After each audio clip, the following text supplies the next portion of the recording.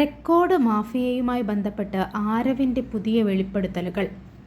Jasmine ജാഫറിനെയും റോബിനെയും ഒക്കെ തകർത്തതിനു പിന്നിൽ ഈ യൂട്യൂബറിൻ്റെ കറുത്ത കൈകൾ വെളിപ്പെടുത്തിയിരിക്കുകയാണ് ഇപ്പോൾ ആരവ്. അതിനുശേഷം ജാസ്മിനെ കണ്ടുകൂടാ, ജാസ്മിനെ ഇഷ്ടമല്ല, ജാസ്മിനെ അടിക്കാനായിട്ടുള്ള പരിപാടികൾ നടന്നു. അത് അടിക്കുന്ന പറഞ്ഞാൽ സോഷ്യൽ മീഡിയയിൽ ഇല്ലാതാക്കുന്ന രീതി പല പല കാര്യങ്ങൾ ഇവൻ ചെയ്യുന്നത് ഞാൻ കണ്ടിട്ടുണ്ട്. ജാസ്മിൻ ഇവൻ്റെ ഒരു ഫ്രണ്ട് സർക്കിളിൽ ഉള്ളത് കൊണ്ട് മാത്രമാണ് ഞാൻ ജാസ്മിന് എതിരെ ആദ്യമേ സംസാരിച്ചിട്ടുള്ളത്. പക്ഷേ ജാസ്മിനെ ഇവന് കണ്ടുകൂടാ എന്നുള്ളൊരു സിറ്റുവേഷൻ വന്നപ്പോൾ ഞാൻ ജാസ്മിനെ സപ്പോർട്ട് ചെയ്ത് തുടങ്ങി. കാര്യം എന്ന് പറഞ്ഞാൽ ഒരുപാട് ആളുകൾ ഇരുന്ന് ഗൂഢാലോചന നടത്തുകയാണ് ജാസ്മിന് എതിരെ. അപ്പോൾ ജാസ്മിൻ ജയിക്കണമെന്ന് എനിക്കൊരു ആഗ്രഹം ഉണ്ടായിരുന്നു, ബിക്കോസ് ഓഫ് ബിബി, അത്രയേ ഉള്ളൂ. പിന്നെ ജാസ്മിന് പറ്റിയ ഏറ്റവും വലിയൊരു തെറ്റെന്ന് പറഞ്ഞാൽ ആന മണ്ടത്തരം എന്ന് പറഞ്ഞാൽ കാതർക്കര കല്യാണത്തിന് ഞങ്ങൾ എല്ലാവരും കൂടെ ഗ്രൂപ്പായിട്ട് പോകാനായിട്ടിരുന്ന സമയത്ത് ഇവനും ജാസ്മിനും തമ്മിൽ വന്ദേ ഭാരതിനകത്ത് ട്രെയിനിൽ ബുക്ക് ചെയ്തു. എന്നിട്ട് ലാസ്റ്റ് ടൈമിൽ ഞങ്ങളുടെ അടുത്ത് പറയുന്നു ഇവരും ജാസ്മിനും ഒരുമിച്ചാണ് പോകുന്നത്. ആ പോക്കാണ് ജാസ്മിൻ്റെ ലൈഫ് തന്നെ മറിച്ചത്.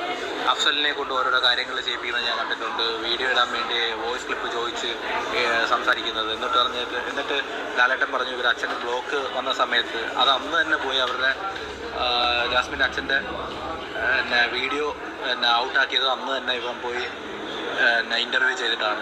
എന്നെയും വിളിച്ചായിരുന്നു, ഞാൻ പോയില്ല.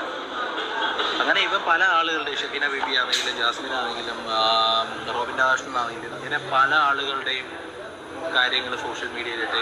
ഇപ്പോൾ സായി ആണെങ്കിൽ പോലും സായിയെ ഞാൻ എപ്പോഴും ഇവൻ വിളിക്കുമ്പോൾ മൊത്തം സായിയുടെ കുറ്റങ്ങളാണ് പറയുന്നത്. അപ്പം ഞാനും അങ്ങോട്ട് സായിയുടെ കുറ്റങ്ങൾ പറഞ്ഞു തുടങ്ങി. കാര്യം എന്ന് പറഞ്ഞാൽ ഇവ എന്തൊക്കെ പറയുന്നതെന്ന് അറിയാൻ വേണ്ടി. ഇപ്പോൾ സായി ഞാനും തമ്മിൽ ഭയങ്കര ക്ലോസാണ്. അപ്പോൾ ഈ സായിയുടെ കുറ്റങ്ങൾ പറയാൻ വേണ്ടി എന്നെ വിളിക്കുന്നത്. എന്നിട്ട് ഇത്തിരി കഴിയുമ്പോൾ സായി ഇവൻ ഡയറക്റ്റ് കോൺടാക്ട് ചെയ്യുന്നെന്ന് സായി എൻ്റെ അടുത്ത് പറയും. ഇത് ഇവൻ്റെ മെയിൻ പരിപാടിയാണ്. പിന്നെ ജാസ്മിൻ്റെ കാര്യം നിന്ന സമയത്ത് തന്നെ അന്ന് രാത്രി തന്നെ സിബിനും പൂജയൊക്കെ ഇവൻ്റെ വീട്ടിൽ ഇവനെ തിരക്കിച്ചതെന്ന് പറഞ്ഞ് ഇവൻ്റെ അടുത്ത് പറഞ്ഞു.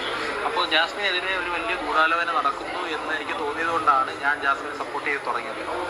കാര്യം അവൾ ഒരിക്കലും കരുതിയതല്ല അവളുടെ പേഴ്സണൽ ലൈഫാണെങ്കിലും അവളുടെ ബാക്കിയുള്ള എന്ന് പറഞ്ഞാൽ വീട്ടിലുള്ള കാര്യങ്ങളാണെങ്കിലും പുറത്തു കൊണ്ടുവരുമോ. അപ്പോൾ ഇതെല്ലാം റോബിൻ്റെ ജീവിതം നശിപ്പിച്ചതിൻ്റെ പിന്നിൽ എന്ന് പറഞ്ഞാൽ റോബിനെ താക്കോലെടുക്കുന്ന ഇവ 24 മണിക്കൂർ പറയുന്നത്. ഇവൻ്റെ അടുത്ത് റോബിൻ എന്തോ തെറ്റ് ചെയ്തതെന്ന് എനിക്ക് മനസ്സിലാവുന്നില്ല. എൻ്റെ അടുത്ത് റോബിൻ തെറ്റ് ചെയ്തിട്ടുണ്ട്. അത് ഞാൻ എപ്പോഴും പറയും, എവിടെയും പറയും. ആ ഫ്ലാറ്റിൽ വന്ന് സത്യം എന്തായാലും അതൊരു നാൾ മറ നീക്കി പുറത്തു വരും. ജാസ്മിൻ ജാഫറിൻ്റെ ഗെയിമിനെ നമുക്ക് വിമർശിക്കാം. ഗെയിം മോശമായിരുന്നെങ്കിൽ അതിനെ വിമർശിക്കുന്നതിൽ തെറ്റില്ല. പക്ഷേ അവരുടെ പേഴ്സണൽ ലൈഫ് സാമൂഹ്യ മാധ്യമങ്ങളിലിടുന്നത് തെറ്റായ കാര്യമല്ലേ? ഈ സുഹൃത്തിനെ അവർ ആത്മാർത്ഥമായി വിശ്വസിക്കുകയും അവരുടെ എല്ലാ രേഖകളും അവർക്ക് കൈമാറുകയും ചെയ്തു. പക്ഷേ ചതിയല്ലേ ചെയ്തത്? ചാനൽ ഇഷ്ടപ്പെട്ടെങ്കിൽ സബ്സ്ക്രൈബ് ചെയ്യൂ.